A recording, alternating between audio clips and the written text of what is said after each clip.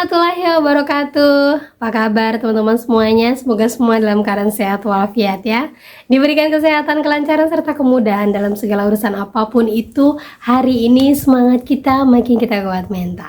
Oke teman-teman, kali ini saya akan membahas tentang DC kabur ketika nasabah lakukan ini. Ayo rame-rame kalian lakukan. Nah, pinjolnya langsung akan kena sanksi. Nah, seperti apa itu informasinya? Kita akan bahas secara tuntas. Tapi sebelumnya saya harapkan kalian semuanya sudah subscribe channel ini agar channel ini terus berkembang dan dapat memberikan informasi terbaik buat kalian yang galbay.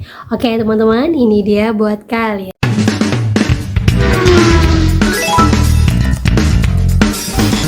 Oke teman-teman, sebelumnya saya mau bahas dulu ya informasi dari seorang teman yang mana dia mengatakan, Mbak, dari semua aplikasi ini mana yang paling aman? Tapi ternyata ada updatean terbaru buat yang galbay di wilayah Malang. Nah, ada yang bertanya, info di antara semua APK ini mana yang harus diprioritaskan? Mana yang ada FC lapangannya? Mulai dari Adem Modal, Bantu Saku, KTA Kilat, Klik UMKM, dan Pinjamin, Lumbung Dana Indosaku, Finplus, dan UKU. Nah, kemudian ada yang jawab seperti ini. Nah, untuk area Malang sendiri, UATAS, Indosaku, Singa, Lumbung Dana udah ada pihak ketiga yang datang ke rumah. Nah, jawabannya ini benar.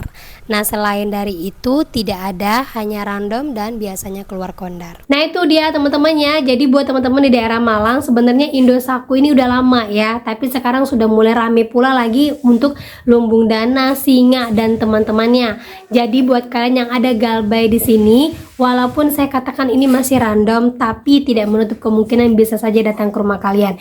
Ingat saja, banyak yang menginformasikan DC-nya masih aman, masih bisa diajak kerjasama, nggak langsung suruh bayar, hanya menekan saja kalau bisa dibayarkan. Dan ingat, ketika DC datang rumah kalian dan mengancam, kalian wajib memvideokan segala sesuatunya. Dan ingat, kalaupun kalian gemetar ketika didatangin DC, jangan buru-buru langsung cari pinjaman ketika DC keluar dari rumah, karena seketika DC itu mendeteksi kalian membayar pada saat itu juga, besoknya DC akan datang lagi ke rumah kalian. Karena apa? DC merasa berhasil dengan ancamannya dan kelihatan bahwa kalian ketakutan dan langsung buru-buru bayar. Jadi jangan lakukan seperti itu. Ingat saja, kalau memang kalian ada dananya nanti setelah 1 bulan pas gajian, lakukan. Intinya jangan buru-buru agar terlihat bahwa DC tidak akan pernah berhasil dengan segala ancamannya terhadap saya. Gitu ya. Dan lanjut lagi teman-teman. Jadi di sini ada seorang teman yang curhat. Dia ada melakukan blokir akun atau penutupan akun di pinjol Kredivo, tapi lebih membingungkan, ternyata ada orang yang bisa login akunnya lagi tanpa harus verifikasi. Ternyata ini yang membedakan antara blokir ataupun hapus akun dengan tutup permanen. Nah, seperti ini kronologinya. Sekelas Kredivo ternyata meski sudah hapus akun, giliran login nggak perlu konfirmasi dan langsung aktif. Akun adik aku sudah dihapus dari 2023, tapi ada yang login dan ambil pinjaman tanpa sepengetahuan dia. Sekarang ada tagihan ke rumah. Gunanya hapus akun apa dong? Nah, ada yang memberi penjelasan seperti ini, perbedaan antara hapus akun dan tutup permanen. Kak, adikmu cuma hapus akun aja tanpa tutup permanen. Ini perbedaannya. Hapus akun bisa berarti hanya menghapus akses login aplikasi atau menonaktifkan sementara akun dari sisi pengguna. Kadang data histori akun masih tersimpan di sistem. Sementara penutupan akun permanen, akun benar-benar ditutup secara permanen oleh pihak Kredivo. Biasanya limit Kredivo dihapus, akun tidak bisa dipakai lagi, perlu proses verifikasi dan sulit atau tidak bisa daftar ulang dengan data yang sama. Nah, inilah yang menyebabkan kenapa banyak sekali orang yang merasa sudah hapus akun tapi masih bisa bobol limitnya.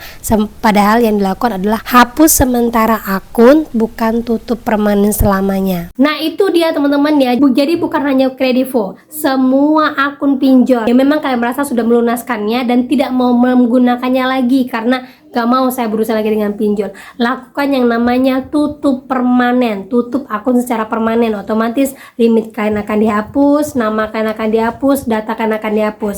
DC tidak akan bisa lagi ngotak-ngatik data kalian ataupun limit kalian. Tidak akan ada lagi orang yang bisa mengakses akun kalian karena emang benar-benar tutup permanen. Ya, jadi jangan hanya hapus akun saja atau uninstall akun saja di aplikasi kalian. Ingat, hanya wajib bisa dilakukan melalui CS bisa kalian chat di aplikasinya atau telepon CS-nya by telepon, yang hanya bisa didapat nomornya di website pinjolnya, bukan di Google atau dimanapun. Ingat, kalau sudah mau penutupan akun, jangan pernah mau disuruh buka ini itu atau menghabiskan limit-limit kalian di akun ini itu. Enggak, penutupan akun hanya penutupan saja, tidak ada akses ke pinjol manapun. Ya teman-teman ya. Dan lanjut lagi teman-teman. Jadi di sini ada video yang viral dari seorang ibu yang didatangin DC dari pinjol tunaiku, atau lebih tepatnya dari Amar Bank, di mana ini dilakukan oleh pihak ketiga, yang mana akhirnya ibu ini melakukan keputusan yang benar, yaitu lari ke kantor polisi dan DC-nya langsung ketakutan. Nah, berikut informasinya. Respon cepat layanan polisi 110 Polsek Serang baru cek TKP laporan warga terkait laporan debt collector pinjol Bekasi. Sebagai wujud respon cepat layanan polisi 110, Kepolisian Sektor Serang Baru Polres Metro Bekasi segera menindaklanjuti laporan masyarakat terkait dugaan adanya ancaman dari pihak yang mengatasnamakan debt collector dari pinjaman online. Nah, sebelumnya ya ada informasi dari Pak Manang, kalau kalian dapatkan teror dari pinjol dan DC-nya itu membuat intimidasi, langsung telepon ke 110. Dan sebelumnya juga ada pernah dari kepolisian mengatakan bahwa kalau adanya teroran dari debt collector, harap untuk menghubungi 110. Dan alhamdulillah untuk wilayah Bekasi sudah ada yang merespon seperti ini. Ya, nama saya Patricia. Kebetulan tadi siang itu saya telepon ke 110, kebetulan karena ada penagihan dari pihak Amar Bank, dan intinya ternyata yang penagihnya keburu kabur ya gitu, dan respon dari 110 cepat untuk datang ke sini. Ya, saya bersyukur karena ditanggepin. Kebetulan juga saya juga merasa bahwa sebagai warga saya merasa benar-benar dibantu dari pihak kepolisian untuk mengklarifikasi, karena masalah saya sendiri ini berkaitan dengan cybercrime dan scam. Waktu itu saya sudah lapor dengan bukti saya sendiri ada di Polda dan juga di Bareskrim, dan ini saya untuk klarifikasi yang mana saya merasa terganggu itu aja, karena kalau tanpa saya laporan dengan polisi dianggapnya mungkin saya main-main gitu. Nah, itu dia klarifikasi ibunya yang didampingin oleh 2 orang polisi, langsung lari ke Polda dan dia meminta bantuan perlindungan hukum karena memang sudah dicaci maki, bahkan sudah dia intimidasi sama DC-nya. Nah, dari ini kita bisa mengaca bahwa kalau DC mengatakan mau membawa ke ranah hukum, mau membawa ke sini, membawa kantor polisi, lapor RT/RW, artinya mereka sendiri pun ketakutan ketika dibawa ke kantor polisi. Kalau emang sudah sangat mendesak sekali, jangan lupa videokan. Kalau kalian berada di jalan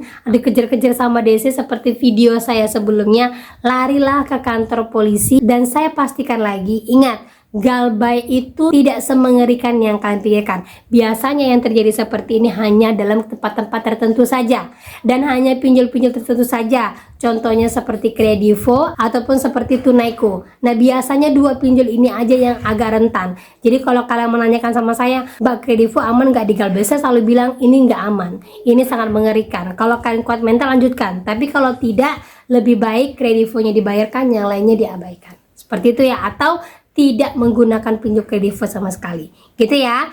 Jadi ingat buat teman-teman semuanya, jika kalian merasa takut nyawa kalian terancam ketika menggunakan pinjol, saran dari saya jangan pernah galbay ataupun menggunakan pinjol. Jangan pernah menyentuhin dalam keadaan kepepet sekalipun, karena kebanyakan orang hanya ikut-ikutan galbay tapi tidak tahu galbay yang sebenarnya seperti apa. Karena kebanyakan orang itu merasa bahwa aman, hapus aja aplikasinya, ternyata menghapus aplikasi itu mempunyai rentetan tertentu biar akun kalian aman dan limit kalian tidak pernah terpakai. Jadi intinya, kalau emang niat galbay, update informasi dan jangan lakukan galbay setengah-setengah. Kalau tidak berani galbay, jangan galbay, bayar saja daripada hidup kalian lebih hancur lagi. Gitu teman-teman ya. Nah, oke, itu dia informasi bisa saya sampaikan buat kalian. Semoga informasi menjadi mood booster, semangat baru, kuat mental, dan kata saya ucapkan Assalamualaikum warahmatullahi wabarakatuh.